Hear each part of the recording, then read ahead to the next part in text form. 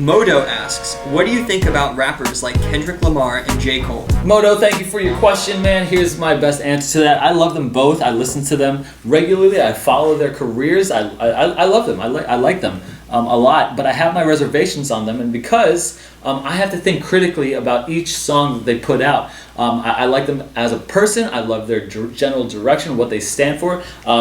Kendrick really talks about unifying people. He talks about the rap game. He talks about the fleeting sense of materialism, all things that I like to hear. He talks about the reality of the human experience. J. Cole is a lot, in my opinion, he's a lot more sexual, maybe not more recently, but a lot of his earlier stuff, a lot of more sexual, explicit things, but he talks also about the same kind of stuff, his struggles, the human experience. And so here's the thing, when you're thinking about, and I like them. I don't know if I'd recommend these guys, because I don't know if it would be beneficial for someone else. It could make them stumble. I don't know. It doesn't make me. I don't think it does. Not too much.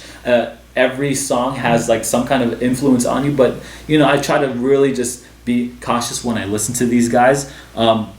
But look, to add a little more value to this, when you're listening to people and you like artists and things, you have to make sure that you're always critically thinking about what content that they're pushing on you, and how their message, how their songs really directly influence you. I'm not sure it's a question of if someone's good or not. I'm not sure if it's a question of someone is like holy or sinful or whatever to listen to, because Paul said himself that everything is permissible, but not everything's beneficial.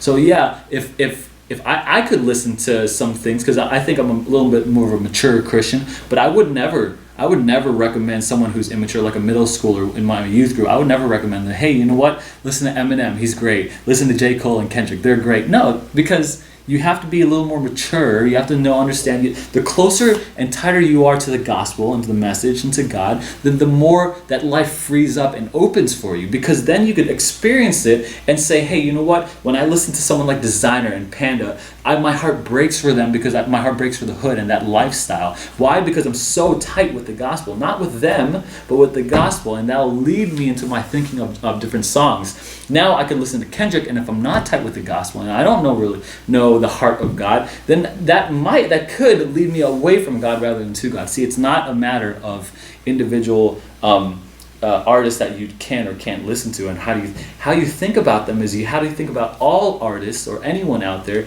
is how do you think about the gospel? How close are you to the gospel? How much has the gospel been woven into your existence, into how your worldview, and how does that create its framework on how you think about every other artist out there? It's the gospel, and having a gospel framework, that's how you listen to artists, and that's how you choose.